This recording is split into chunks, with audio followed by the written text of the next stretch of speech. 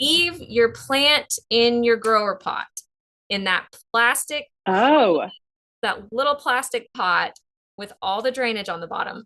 Leave it in there and put it inside of a beautiful cash pot. mm, And the reason that we not only tell people to do this, but do this in our own homes is because drainage is everything. And if you plant a plant into a pot without drainage, it is going to be very hard to succeed. You can, and some people are better at it than others, but it is challenging. Plants need yeah. drainage.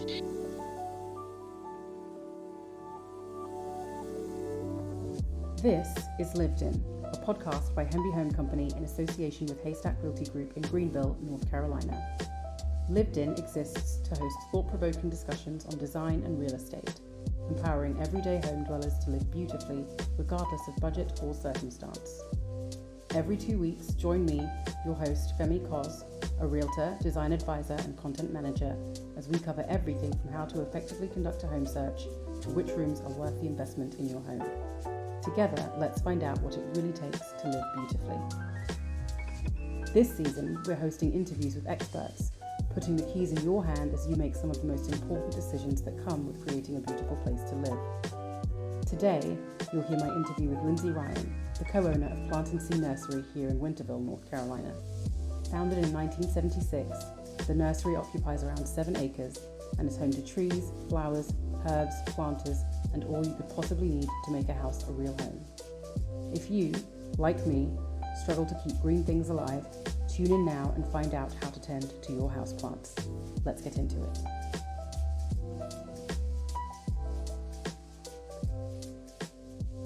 Well, Lindsay, it's such a joy to have you on the podcast. I'm very excited. Welcome to the Lived In podcast. Thank you so much for having me. I'm excited to be here. Yeah, this is going to be really, really fun. I've actually been telling everybody about this. anybody anybody who knows what I do and the fact that I do this podcast and knows kind of my schedule and how crazy it is. I've been like, I'm going to interview Lindsay from Plant See. So I've been really, really excited Oh, well, thank you from so the much. moment that you responded. Yeah, I'm thrilled. Um, but I guess what so actually, Plant See is a family business, right? It's your dad started it. That's correct. Yeah. Okay. Yeah. So the story, as I know it, is that my dad went to ECU and got a degree in English. He's a big reader and he still, loves literature and all of that. But I think after he graduated, he said, well, the only jobs that an English major can really do are to become like an English teacher. Yeah. And when he looked into it, um, it was the 1970s. My dad had really long hair, and they said, if you want to teach, you cut your hair. And my dad said, absolutely not. And So silly. So silly. so, um, so he decided that he wanted to start his own garden center and nursery.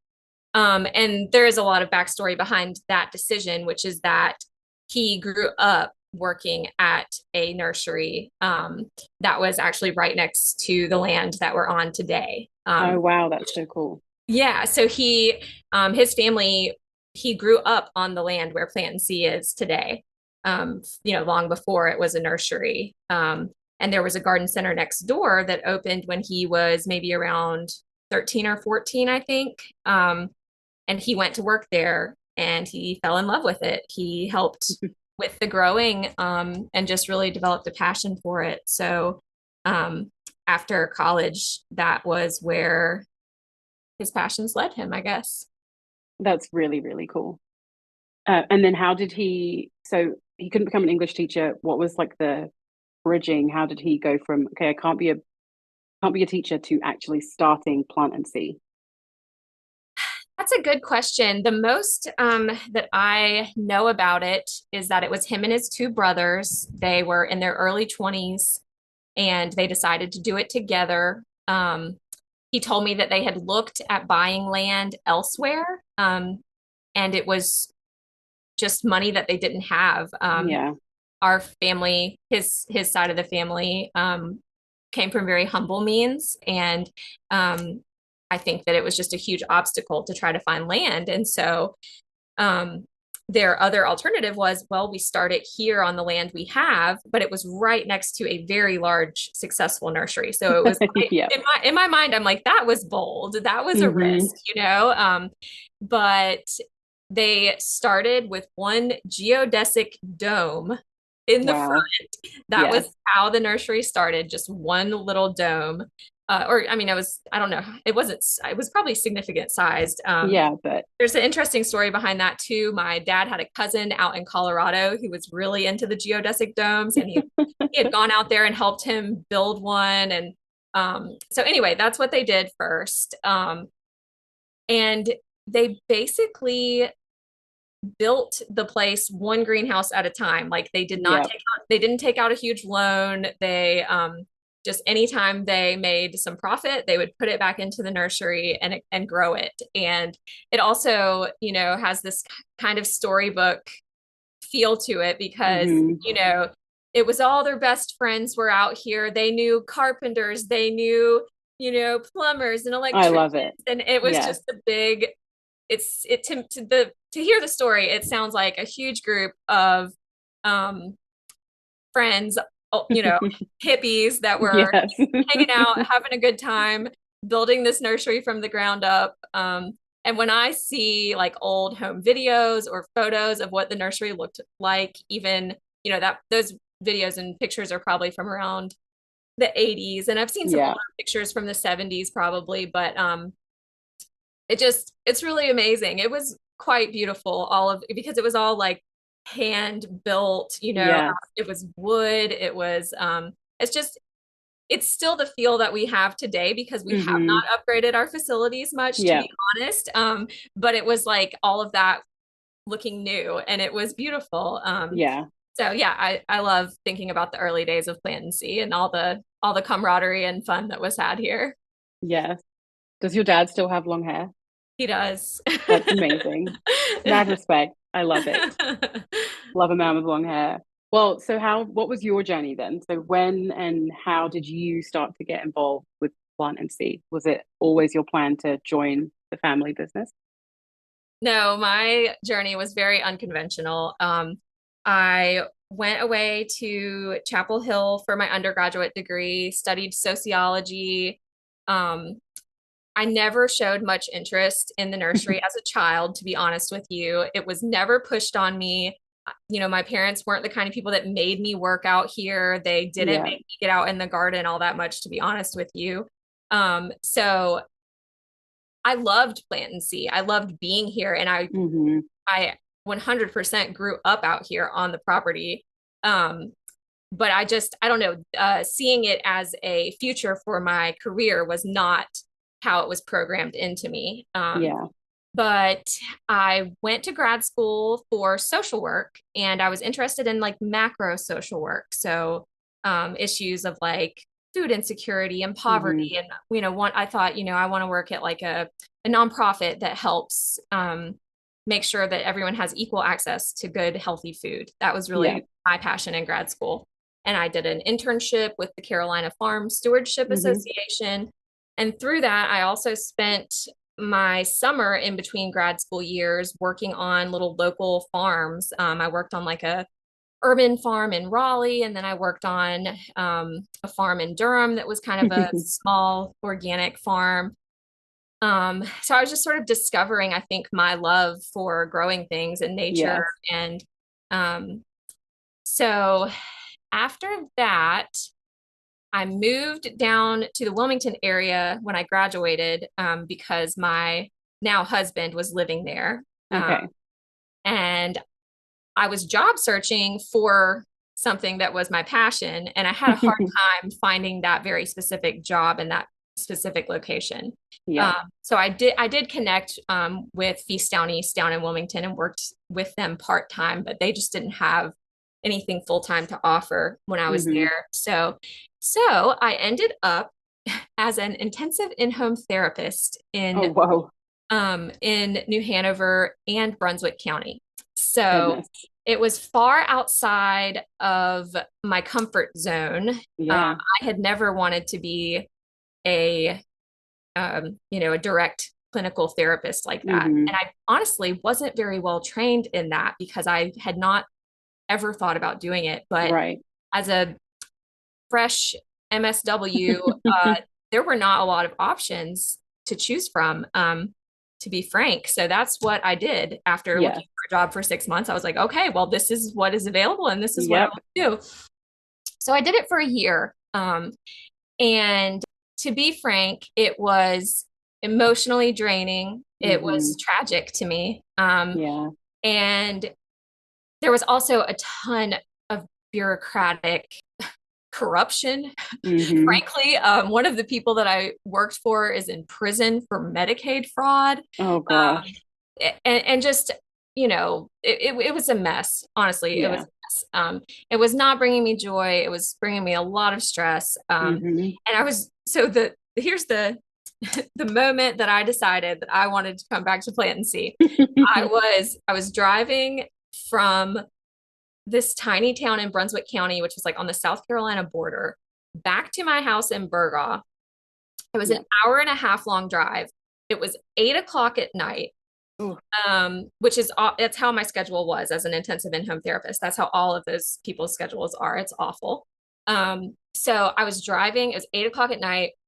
I was like, I think I had a good cry about, this situation this family was in and I felt helpless to help them like I wanted to. And after a year, it was just, that was always the story, right? It was feeling totally helpless. And so I was driving and I was thinking about how I was driving, an hour and a half each way every day to these places and how unfulfilling and sad it was for me. And I was like, I could be in Greenville in an hour and a half from Burgaw. And I was like, when I had that thought, it was just like, I don't know, a bomb went off in my head. I was like, I could be at Plantandsee in the same amount of time that I am going all over this county, and I could be happy. I could find joy. I could,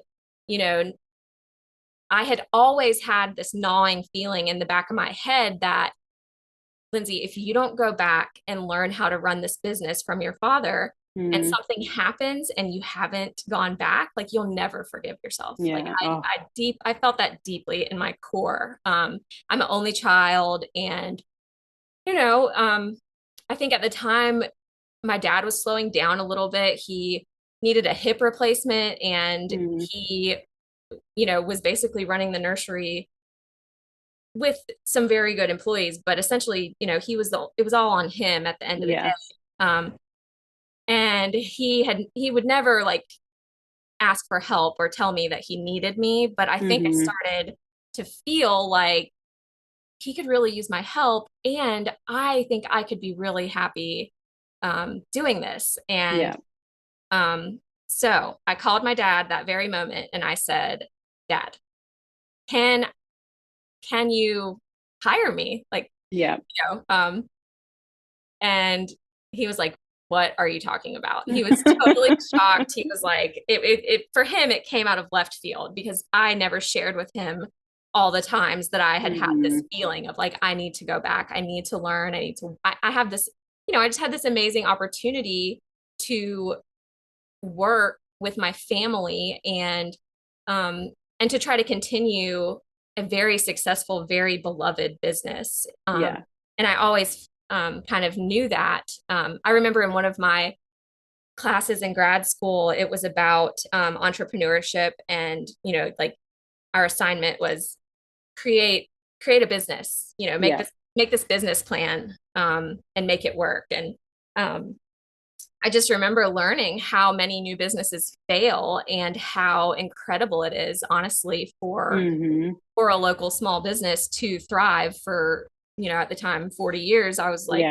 that's no small feat, and it's remarkable. No. And most people, a lot of people don't succeed when they start out fresh. So I was like, why would I try to build something from the ground up when we have this, really beautiful place that people love? So basically, yeah, it started being a thought in my head, like I need to get back. I need to help, and I need to figure out how, to help this place continue on. That's really, really cool. I love it because I don't think there's ever a story in anyone's life where it's like a straight path. My sister's probably the exception. She knew what she wanted to do basically when she came out of the womb. And she has done it and she continues to do it. But most people I know and I have conversations with, they're like, well, I started off doing this and I thought I was going to do this and this is where I ended up. So it's really cool to hear your story, and how Yeah, you ended up, thank how you you. ended up helping the family business. I just always think about how we only have this one life, and if something is Hmm. bringing you joy and you feel like you've given it your all, why not make a change if you're Yeah. able to? I know Yes. people aren't always able to, but if you can make a choice, then make it. Yes. And it's funny too, because I feel like that's how I felt with this, with working at Haystack, with starting Hemby. I had graduated with my master's in linguistics in Florida before we moved.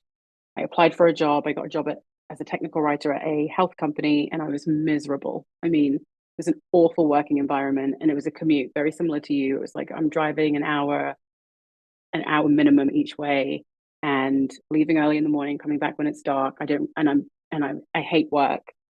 And then we moved, and I thought, this is great. I don't have to do this job anymore. We moved to Greenville, and they said, you can work remotely. So I kept that job. I applied for things in Greenville, nothing was working out. And then COVID hit. And I also had to stop because my green card hadn't come through yet. So I was kind of in a similar situation where it was like, well, I can't do that job. I can't do any job right now. What is it that I actually really want to do? What are the things I care about?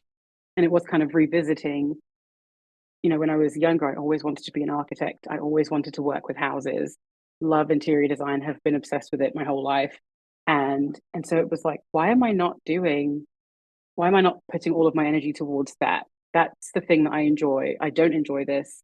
There is a path, there is something that can be carved out here. So yeah, really cool to hear an origin story. And I 100% agree. It's good motivation for people listening. Like, hey, you only have one life to live. So seize the day, basically. That's right. Well, what do you guys sell? And I made notes for myself because I don't know categories of plants. All I know is like perennials and annuals, which I always conflate, and edible and non-edible, which thankfully I have yet to conflate. But what do you guys sell at Plant and See?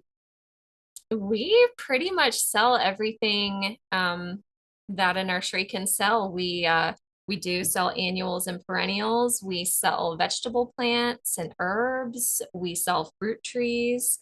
We sell shrubs and trees.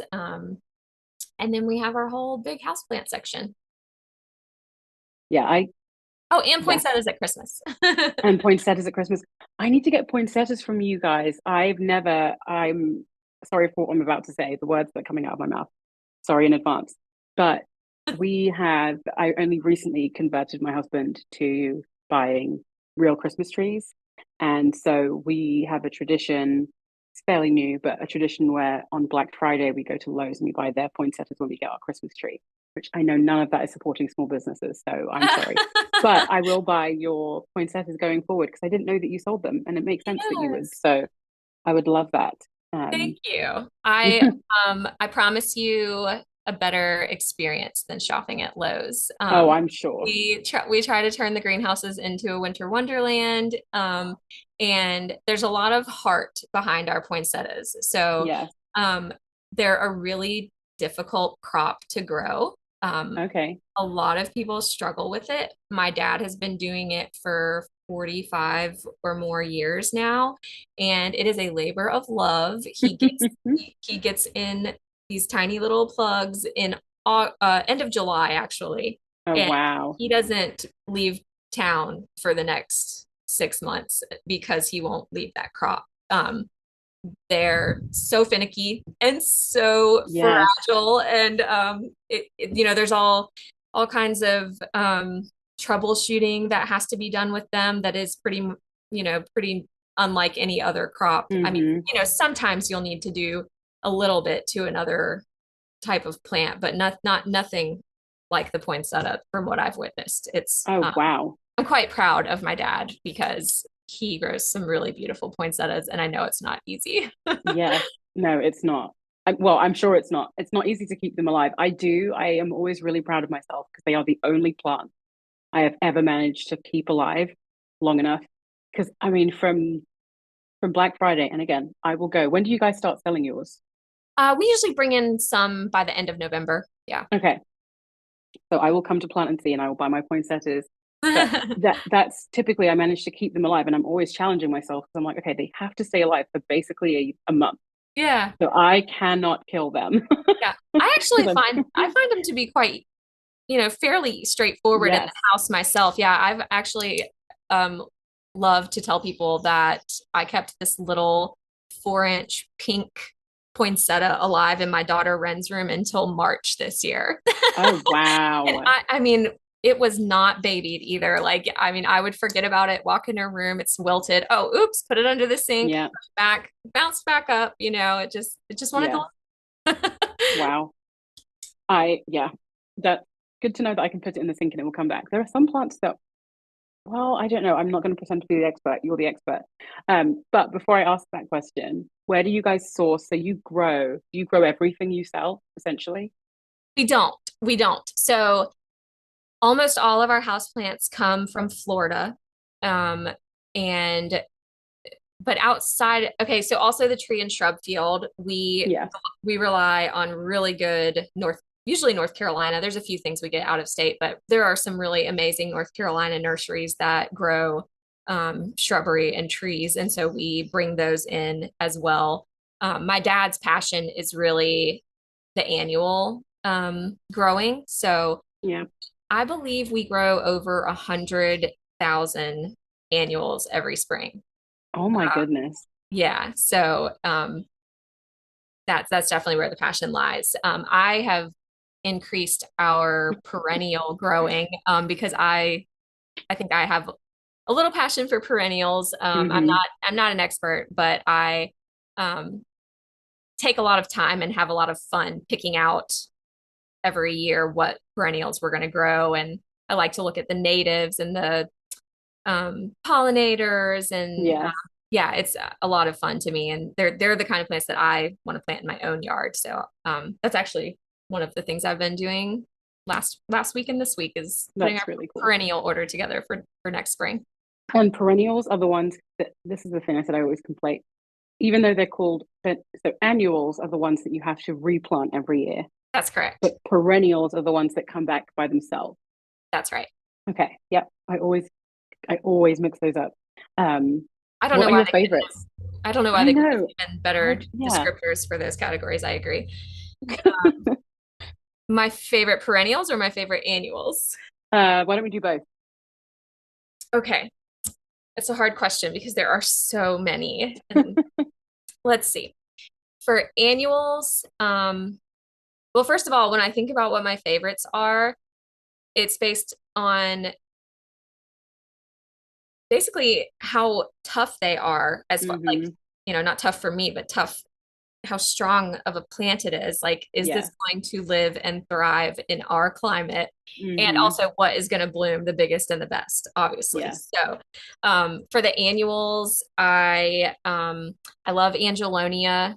And when I say these names, there's like even in there's so many different types of Angelonia. Like Yes. some are bigger, some are smaller. There's at least 6 different colors. Like there's Oh just my so gosh. much variation. Yes. But I love Angelonia. I love Pentas. I love Vinca, and especially a semi-new hybrid Vinca that's called Soiree. It has like a much Ooh. smaller bloom, but man, I just watched that one explode and thrive in my garden this year, and I'm in love.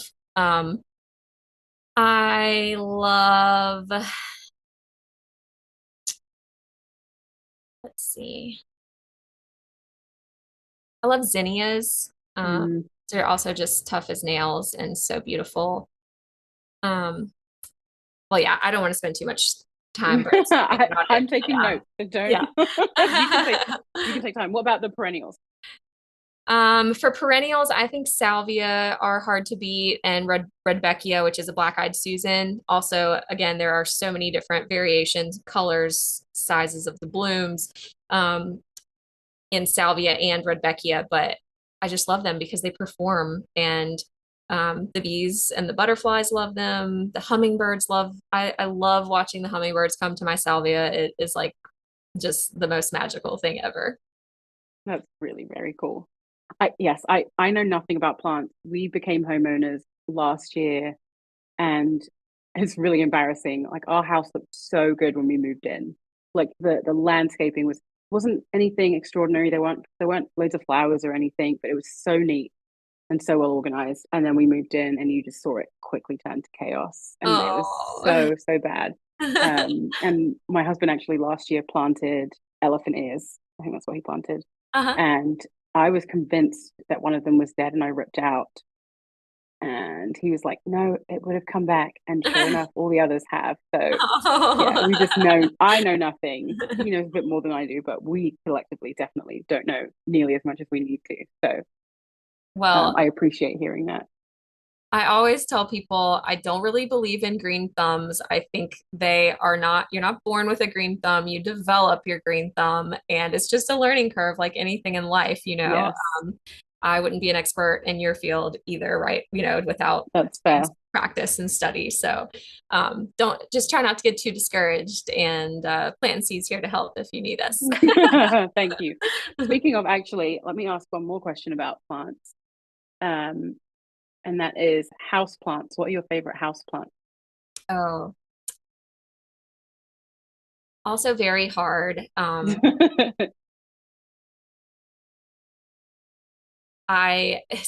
of my main roles is the houseplant sort of department, if you want. That Yeah. sounds fancy for Plan See, but you know, No. the houseplant greenhouses. I am the one who does the ordering, and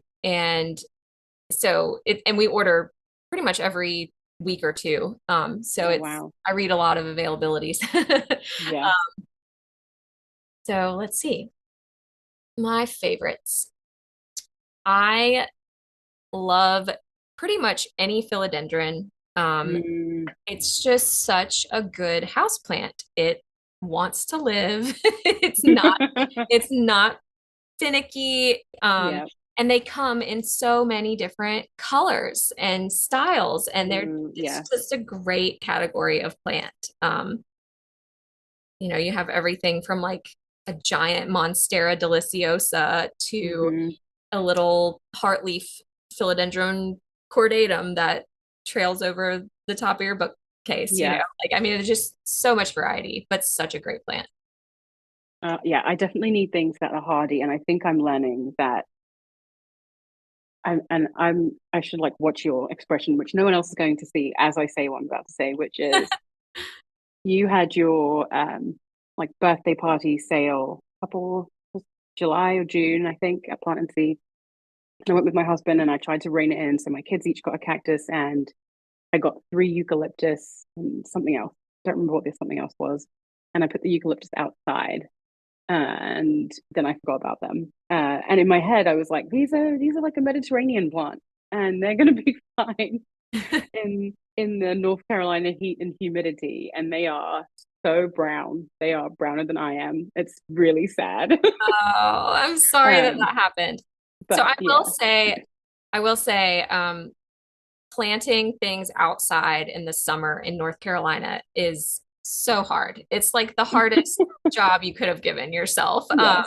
It's, I mean, I planted late at my house this year, and we have, you know, up until recently when we finally started getting some rain, we've been watering the garden almost every single day. I mean, it Yeah. is a huge commitment.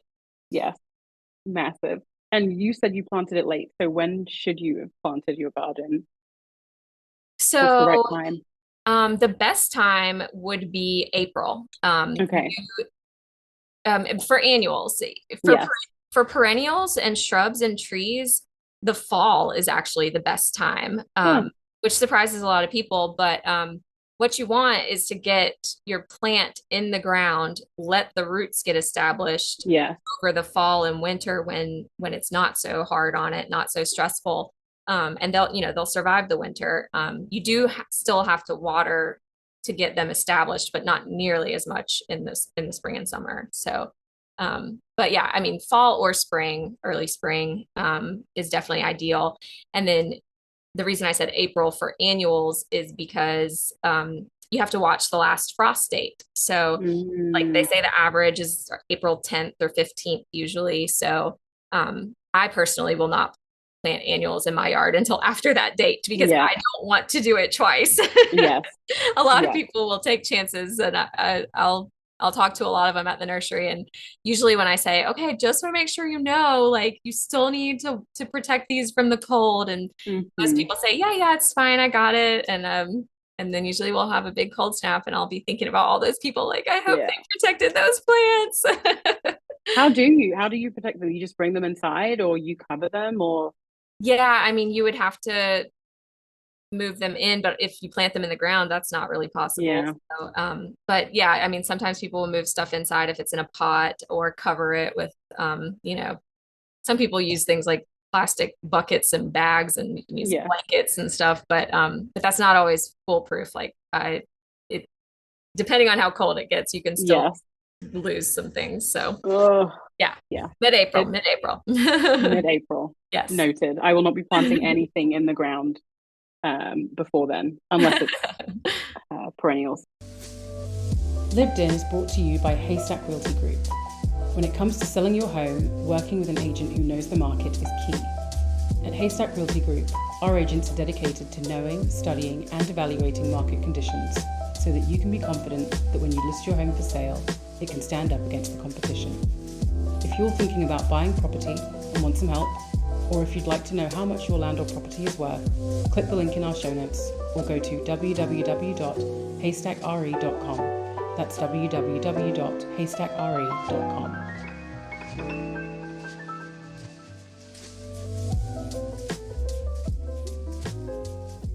So obviously, you've heard from me that I know nothing about planting anything.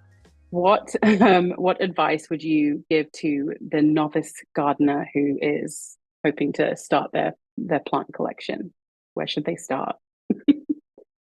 That's a great question. But I do need to specify inside or outside. Ooh. Let's go down say both rabbit holes. Yeah, we really can. Well, let's start with inside because I think that feels a lot more accessible for people as a plant inside the house than something that's in the ground. For sure. Okay, so a few of my best points of advice would be okay, the absolute first thing you need to think about is where do you want to put a plant? And then once you know where you want to put it, you need to know what kind of light that corner in your house is getting.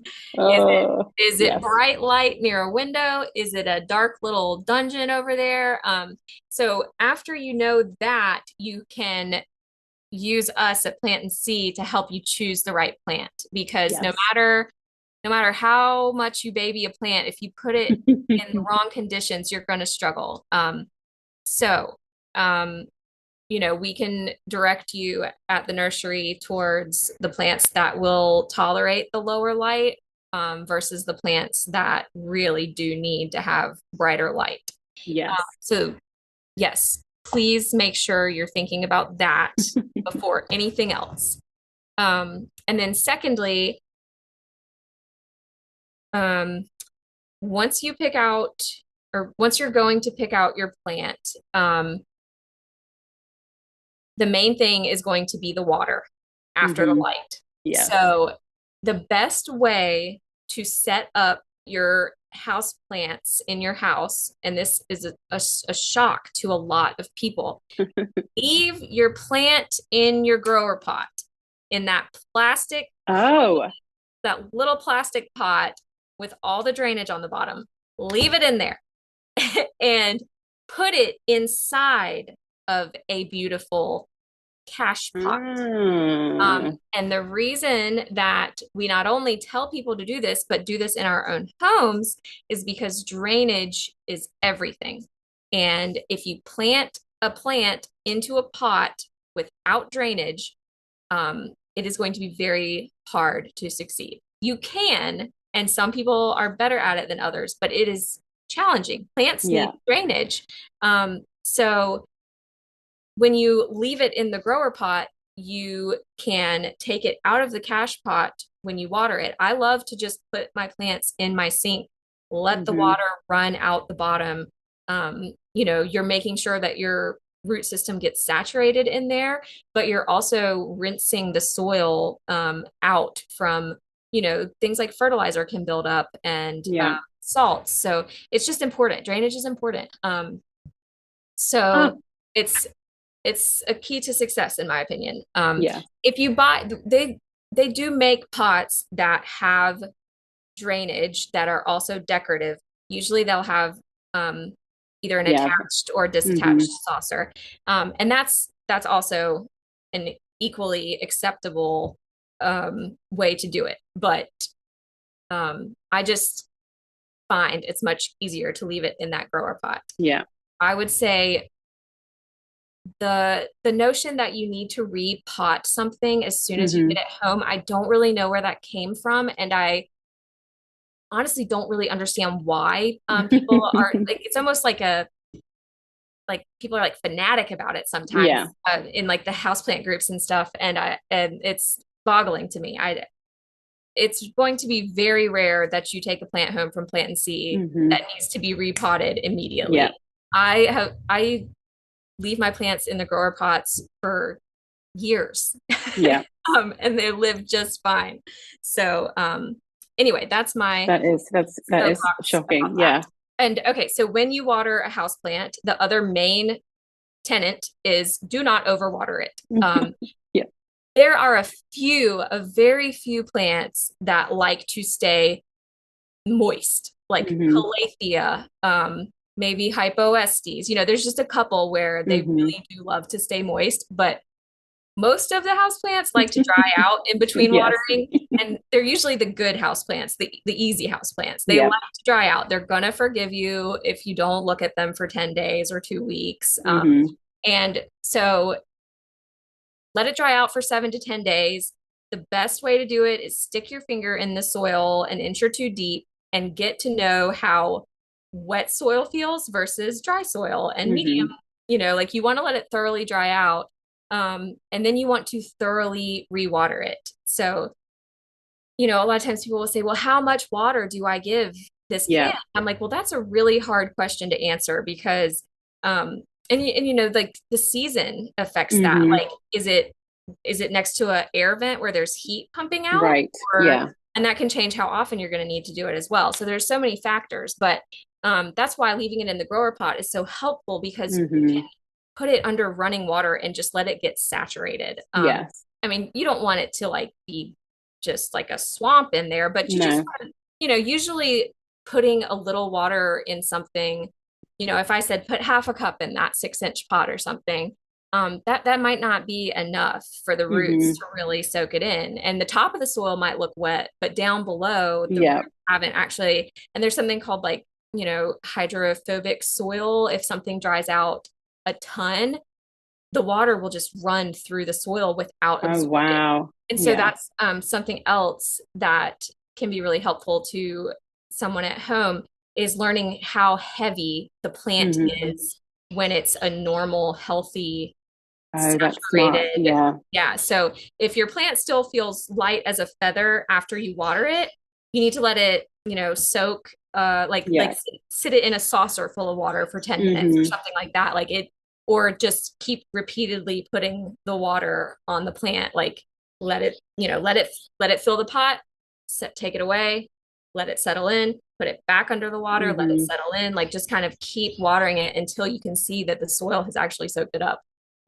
So there, it's not as straightforward as just being like, oh, half a cup of water every 7 days. Like you have to kind of learn the feel of the soil and your plant. And Yeah.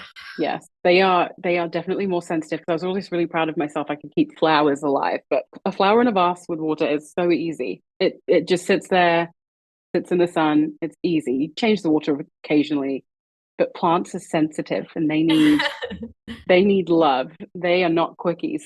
They need to be nurtured. So Yeah. I very much appreciate that advice. But Okay, so that's don't overlove them. That's my but don't other overlove them. advice. Yeah, some people love a plant to death. So that's my last piece of advice. What if it's an outdoor plant? What are the key steps there? I'm assuming they're going to be well, you're not planting it you're not keeping it in a pot, but I'm assuming that where you're planting it and the lighting is probably still going to be a big factor. Absolutely. Yeah, you still want to make sure you're getting a plant for the sun or the shade. Yeah.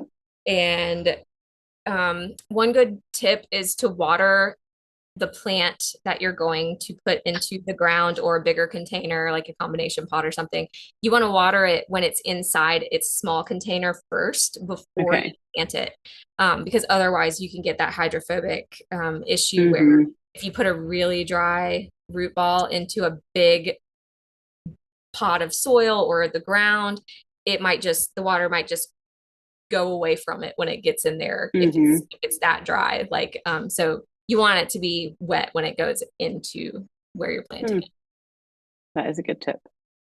And then I know it may have been you, it may have been somebody that works with you, but so I don't know who it was. But when I bought hydrangeas from you guys back in May, I think end of May, I attempted to keep those outside and they died very well. One of them started to die, and I thought it was a wash and it was going to be dead and I couldn't revive it.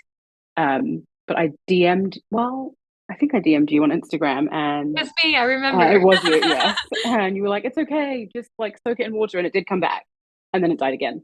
But but you said that it would come back if it was planted. Yes. So it is kind of ready to be planted, and it's a perennial because it'll come back.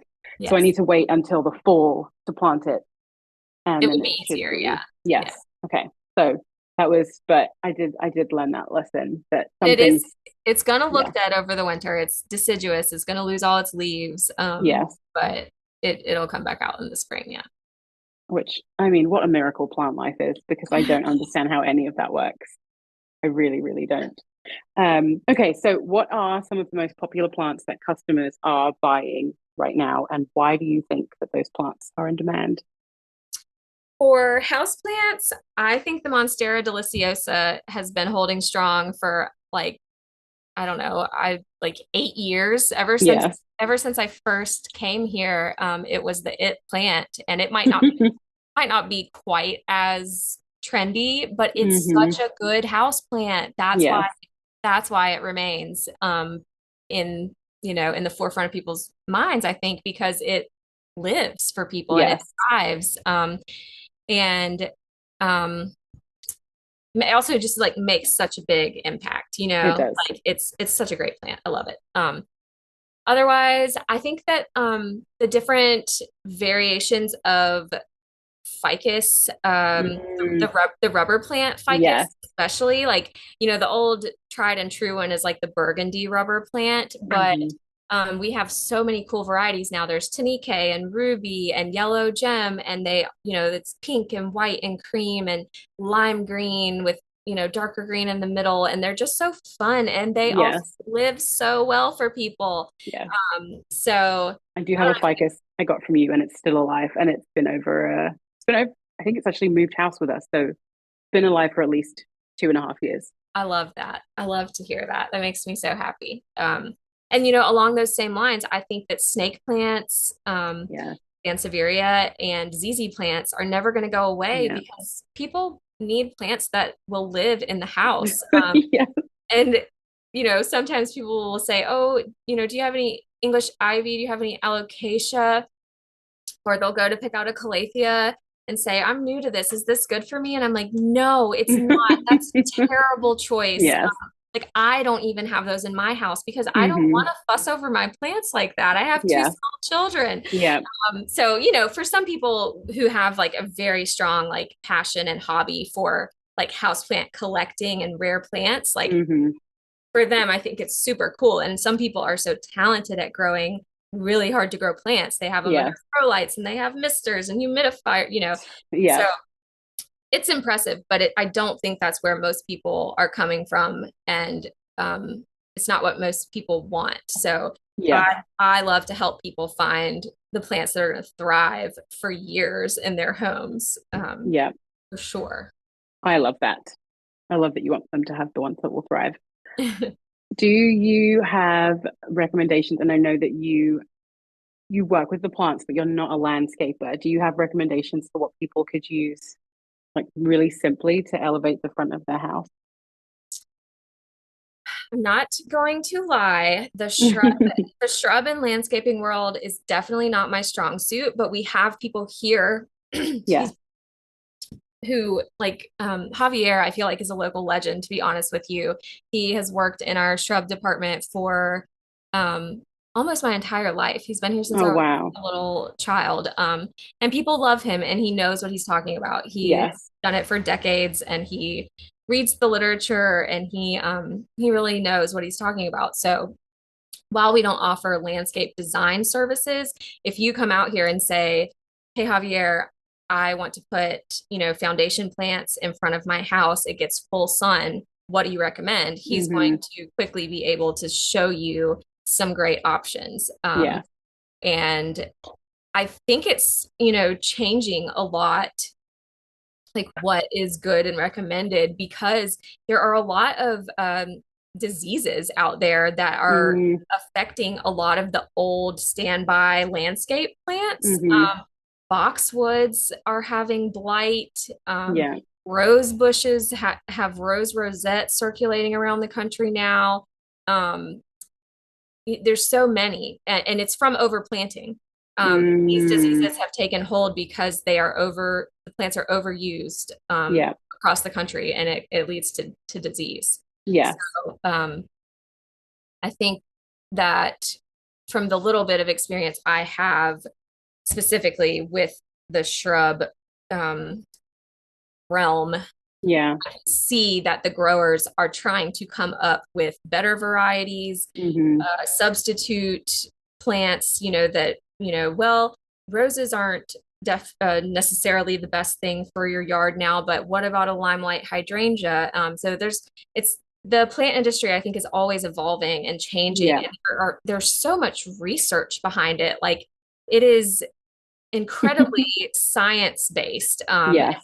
When you go and travel to these conferences and shows and you meet people sometimes, if you're lucky, who have Hmm. bred certain plants and they essentially create these varieties that Yeah, that's so cool. it's really, I have so much respect and I'm just so amazed constantly by what I learn and who I meet. When we were in Ohio, we were looking at kind of wandered into this little booth in the conference hall, and I said, "Oh, Dad, I just ordered some of these Lenten roses from this company, and they're supposed to be like the best ones for the South. Like they're supposed to, really stand up to heat and humidity or something." And um, I wasn't speaking to the person working in the booth. I was talking Yes. to my dad, but I kind of turned back around, and this man said, "Well, thank you for that. I'm the one who did, like bred those." And Oh, I wow. was just like, "Oh, wow." Like just, Yeah. I was just a fan, like, "Oh my gosh, wow." Yes. Because it's like remarkable. I mean, it's, Yeah. decades of his life spent Hmm. creating this plant that will thrive in a certain region. And yeah, it's just amazing to me. That's so, so cool. Have you thought about offering any workshops or classes? You might have already done this actually, and I just didn't know. Yes. So here's where I make big excuses for myself, I guess. We have done a handful of workshop type events. We have done like terrarium making, and I got on a wild hair one year and we did birthday parties for kids over the winter and we made Whoa. fairy gardens. That was a blast, but also I didn't feel like it was sustainable for me. Hmm. So I understand yes, that. So honestly, to be honest with you, it's a working mom thing for me. My kids have Hmm. been so young. And so also like COVID was a huge Yeah. interruption in all of our lives, but it's also the year I had one of my babies. So Hmm. I basically had really young children for the past 6 years. And I'm only just now starting, the oldest one just got through kindergarten, and my younger Hmm. one won't start kindergarten until next year. So, um, it is absolutely one of my goals to do more workshops, more events. I love hosting events. We've hosted the Joy Soup Kitchen out here a couple times. That's really cool. The anniversary party, like bringing live music and a food truck is a Hmm. blast.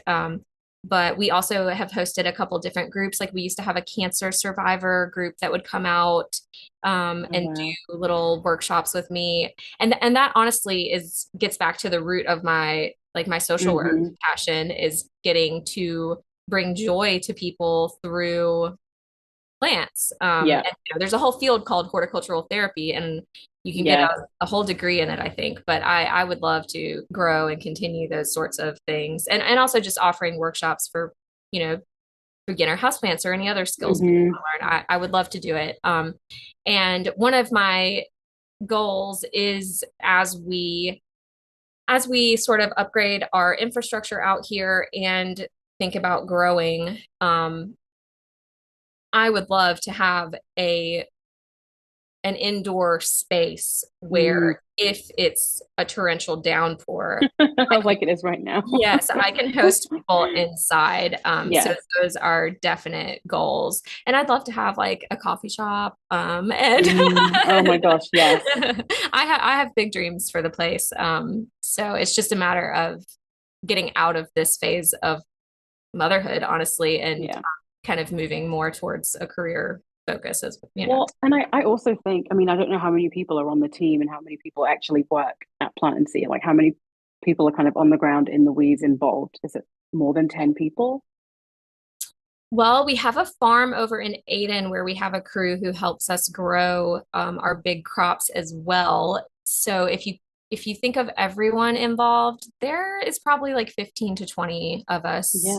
But most of that's, the I year. mean, that's still like a fairly small team to be running a business. And so, I mean, even just I do social media for Hemby and do a million other things at the same time. And then you throw parenthood in. So, I mean, I hope that you're not, I don't think you're making excuses for yourself at all. I think what you guys are pulling off as a team of 15 is incredible. And Plant See is an anchor in it's an anchor in the Greenville community. So, like, the difference that you're making and your presence is very felt for Oh, being a small team. So, thank you so um, much. I look forward to when I can take a class or a workshop or maybe partner with you to offer that or whatever that could look like. I Oh, would, I would love that. That's what motivates me more than anything is when somebody reaches out and says, "Hey, do this with me." And I'm like, "Okay."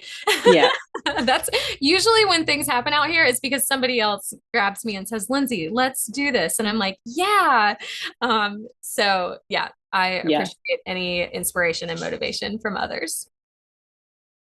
Well, I won't take any more of your time, but I just want to thank you because this was so fun. And I could sit and chat to you, just keep talking to you. So, um, thank you for quitting your job in Brunswick County and coming to work for your dad, and just honestly blessing our community and blessing Greenville with a really cool place to go and spend a Saturday, and a place to constantly be inspired. I I love Plant See. Every time I go, I burn a hole in my wallet. So, Oh, gosh, thank you. um, That is so incredibly kind of you to say it. I really appreciate that a lot.